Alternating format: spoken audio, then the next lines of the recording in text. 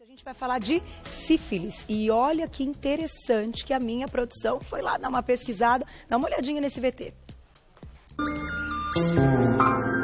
A sífilis é uma doença originada da bactéria Treponema pallidum e é transmitida principalmente por via sexual, mas também se transmite de outras maneiras, como por exemplo da mãe para o filho durante a gravidez. O Brasil atualmente vive uma epidemia de sífilis. De acordo com dados do Ministério da Saúde, em 2010 foram notificados cerca de 1.200 casos. Já em 2015, apenas 5 anos depois, esses números saltaram para 65 mil casos, um aumento de mais de 5.000%. Os jovens de 20 a 39 anos são os mais afetados pela doença e especialistas afirmam que a epidemia está ocorrendo principalmente pelo descuido dos métodos de prevenção, como a falta do uso do preservativo na relação sexual. Os sintomas da sífilis variam de acordo com o estágio em que a doença se encontra e podem ser confundidos com outras doenças. Por isso, é muito importante que as pessoas sexualmente ativas realizem o teste para detectar a doença.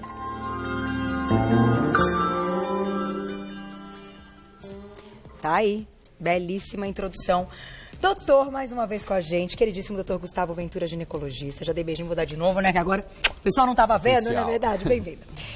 Queria começar esse papo com você indo um pouquinho na direção do que a gente ouviu como estatística. Por que tem aumentado tanto, com tantas campanhas, né, com tanta informação, cada vez mais falando de doença sexualmente transmissível, da forma como a gente deve se prevenir? O que você acha que está acontecendo? É uma juventude aí, talvez, que está começando uma vida sexual mais cedo? Então, o que acontece? Isso surgiu em outubro do ano passado. O Ministério da Saúde ele divulgou um boletim epidemiológico assustado com a quantidade de explosão de número de casos novos de sífilis no Brasil. E aí eles foram rever por que estava acontecendo. E eles acharam alguns dados. Então, a proporção de mulheres tem aumentado bastante. Os casos eram diagnosticados principalmente antes de 25 anos de idade. Então, a gente fala sobre preservativo e essa negligência dessa nova juventude. Um oba-oba, né? Complicado. O tratamento, a gente vai falar mais pra frente, o tratamento da sífilis, ele é à base de penicilina, uma droga que foi descoberta em 1940. Só que a matéria-prima ela é fabricada praticamente fora do Brasil. Então, houve uma falha dessa produção a nível mundial. E também quem precisou tratar não conseguiu. Então somou-se isso e explodiu o número de casos. Antigamente, quando você via um paciente com DST, seja HIV, sífilis, gonorreia, era um quadro muito típico. Hoje você não sabe quem está com essa doença. Então, às vezes a mulher vai na balada, conhece alguém, tem uma relação sem preservativo, e isso é uma rotina no consultório do ginecologista, e vai descobrir essa doença já quando vai fazer um pré-natal, quando vai fazer um check-up ginecológico, exame de sangue de rotina. Jura? Mas como que ela se manifesta, então, pra gente entrar aí numa parte de alerta? Então, como é que funciona? Então, a mulher, ela é uma doença crônica, então ela pode começar formando uma pequena ferida na região genital. Tá. Normalmente ela aparece depois de 3 semanas daquela relação que houve a contaminação. Só que essa ferida ela desaparece muito rapidamente. Então, em até 4 semanas, desaparece. Sendo que na mulher... Sozinha. E na mulher, a gente tem um agravante ainda, é que como o sistema reprodutor, ele envolve a vagina, né, que é a área que a gente vê, a vulva, e tem a vagina e tem o colo do útero. Então, às vezes, essa manifestação é algo interno. É o que ela nem percebe. Então, aquilo aparece, desaparece de forma espontânea e as outras manifestações, que são a secundária e a terciária, ela já pode demorar vários anos para aparecer. Então, hoje eu digo que no Brasil a forma mais comum de diagnóstico é a latente, que é aquilo que a mulher vai começar o seu... pensar em engravidar, faz aquele check-up ginecológico e pré-concepcional, ou já está grávida e vai fazer a rotina de pré-natal, e aí o exame dá positivo. Porque tem um exame. Porque tem um exame. O diagnóstico, ele é feito basicamente através de exame de sangue, tá? Tem um que é o VDRL, que é o que... e tem o outro que é o FTABS. Um é mais sensível, o outro é mais específico. Então, por isso que a gente pede normalmente os dois, para não haver dúvida. Mas não seria um exame de rotina? Quando o ginecologista ele tem que perceber se a mulher tem esse hábito sexual, houve uma relação desprotegida, tem que solicitar exames de Olha, DST. Isso é muito interessante o que você está dizendo, porque alguém deve estar ouvindo e falar assim, nossa, mas meu médico nunca pediu para fazer, será que eu tenho? Não é verdade? A gente se questiona, não, mas eu acho que eu nunca fiz esse exame. Por que será e tal? Aí eu acho que entra uma sensibilidade desse contato e até da conversa que a gente leva com o nosso médico, que é o ginecologista, é o médico da mulher, da saúde da mulher, né? Física, eu acho, mental e etc. Só que aí, e até emocional em muitos casos, porque envolve relação sexual. Doutor, me conta, quando a gente fala de uma manifestação interna, tem ferida também no útero? Então, esse que a gente chama de cancro duro. Essa primeira manifestação da sífilis parece uma ferida aberta, só que ela é indolor e é dura. Tá? Porque existe uma outra doença chamada cancro mole. E ela pode desaparecer de forma espontânea. Então, às vezes, quando ela queixou, quando ela foi ao ginecologista um mês depois, ela já desapareceu. Tá. Ou no homem, mesma coisa. Pode ter sido um atrito na hora da relação sexual que acabou desaparecendo. Então, por isso a importância de, teve algo na região genital, procurar o médico especialista, seja o urologista no caso do homem ou o ginecologista no caso da mulher, para investigar DSTs, né? Glaucia, eu consigo te pedir para a gente passar sem áudio esse VT de introdução, que ele tem umas imagens, e me chamou a atenção, parece que apareceu uma mão. Então, a forma, depois que ela acomete a região genital, ela se torna uma doença sistêmica. Isso acontece em torno de algumas semanas após a infecção inicial. Tá. E aí ela começa a formar nódulos cutâneos, né, nódulos na pele, e depois disso ela se dissemina. Pode levar a doenças neurológicas, pode levar até a óbito. Né? Porque é uma bactéria que está se multiplicando no seu corpo, está destruindo o seu fígado. E da febre, dá uma manifestação assim de outra forma? Num segundo estágio ela pode vir, mas ela pode vir de uma forma muito também sem sintomas característicos, pode vir como um resfriado. Formou linfonodos, né? Uma íngua, veio uma dor no corpo e pode passar. Até o estágio que ela chega no estágio final, que é o terciário, que já tem doença neurológica, pode passar por vários momentos de forma desapercebida. Esse é o problema da sífilis. Aí, ó, que interessante. Exato. E isso parece alguma coisa de pele. Você vai aonde? Você vai no dermatologista.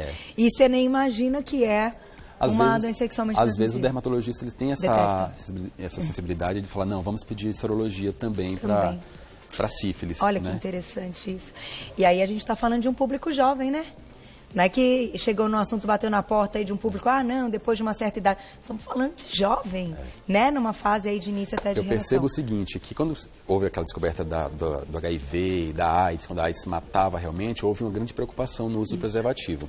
Depois que hoje a medicina evoluiu, as drogas evoluíram, então o paciente soropositivo ele tem uma vida normal, acabou que as pessoas não ligam mais para isso. E a gente não sabe quem está com aquela doença. Você vê uma pessoa com um aspecto saudável e ela pode ter HIV, ela pode ter hepatite, ela pode ter sífilis. É muito sério. Aqui não existe condição social, não existe grana envolvida, não existe nada disso. Por isso que é muito sério. E o que é interessante, a prevenção é algo que custa R$1. E que é distribuído, né? Que é distribuído na rede pública. Vamos colocar a perguntinha do público, a gente já vai falar da prevenção, olha lá na tela. Um beijo, Bruna, obrigado. O diagnóstico da sífilis só pode ser feito, então, via esse exame de sangue. Você, quando faz aí aquele ultrassom intravaginal, coisa, não dá pra ver nada. Nada. Então, você precisa ter o diagnóstico sorológico. Então, o que acontece? Quando você entra em contato com a bactéria, o seu corpo ele produz antígenos e anticorpos. E a dosagem do exame de sangue é basicamente isso. Uma outra forma seria, no momento daquela feridinha que forma na região genital, você fazer uma cultura e conseguir crescer aquela bactéria. Mas é algo muito raro. Então, eu diria que em 99,9% das vezes é um simples exame de sangue. É um teste rápido, demora algumas horas para ficar pronto. Tá? Aí, gente. Agora, falando um pouquinho de prevenção, você citou aqui o caso da camisinha, mas para essa doença sexualmente transmissível não tem vacina, não tem nada. Ainda não existe, tá? Aí é só aqui mesmo. Tem outro jeito. Não tem outro jeito. É cuidar da sua... Ou masculina ou feminina, né? A gente às vezes se preocupa tanto em manter uma dieta equilibrada, fazer atividade física, pensando no nosso bem-estar, na nossa saúde, e negligencia algo tão simples como durante a relação sexual, com alguém que seja desconhecido do seu habitual. Então, nunca é demais. Sem contar que um negócio desse acaba casamento, né não? Com certeza. A casa mesmo, só me olhando com o olho regalado. Porque você pega e você fala, mas eu tô casada há tantos anos e não tive outro parceiro. A cara da Lara se mata de, gente, acaba casamento. Você descobre numa dessas. Não, olha, deixa pra lá essa parte que aqui não é...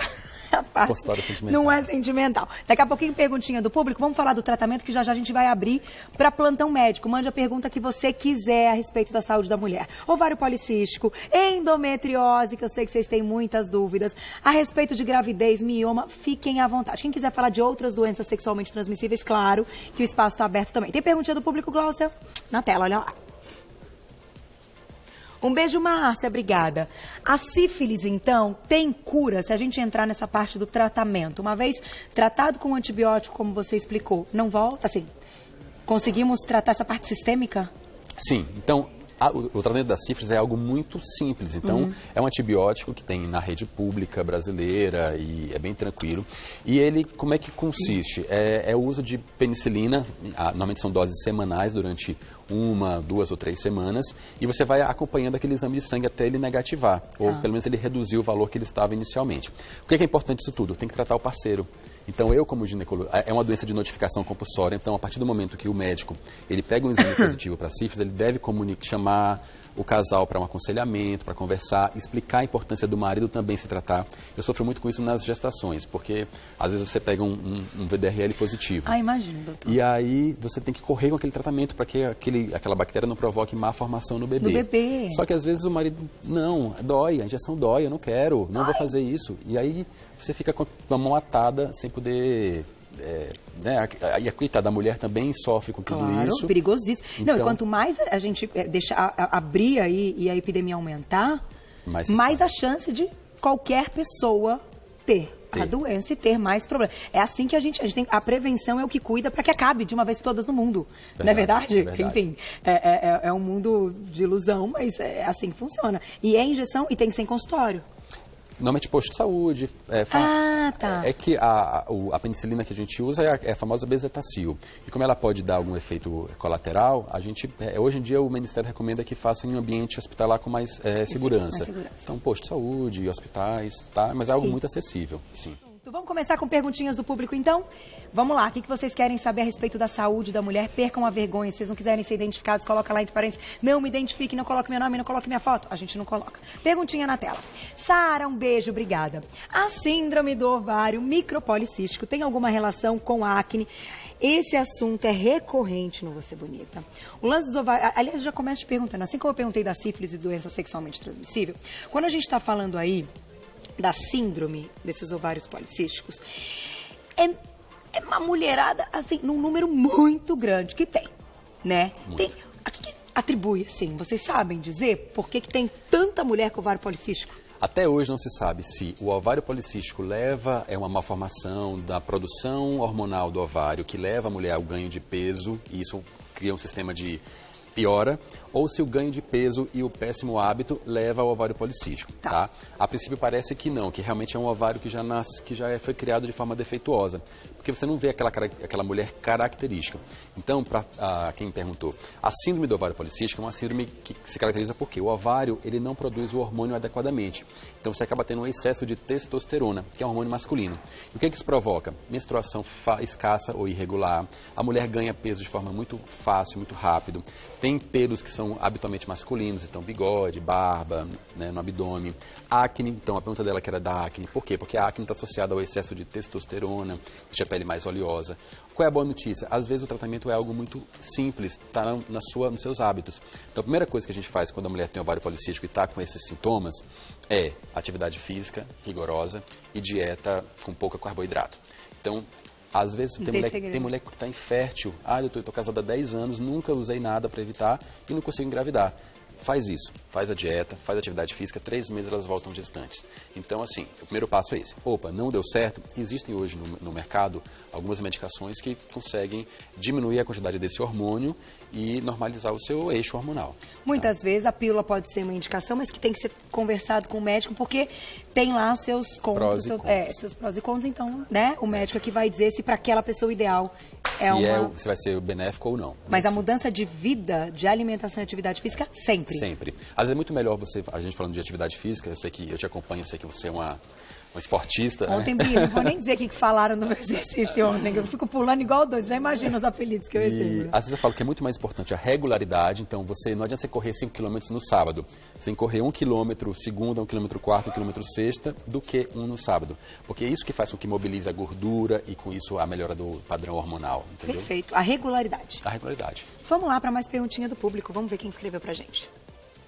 Um beijo, Bruna, obrigada. Quem tem endometriose severa pode engravidar, como é hoje encarado aí na medicina, que evoluiu muito e que mulheres com endometriose podem engravidar, né? Sim. Então a resposta é sim. A endometriose é acho que o segundo tema mais debatido também nos nossos encontros. Então, assim, o que é endometriose?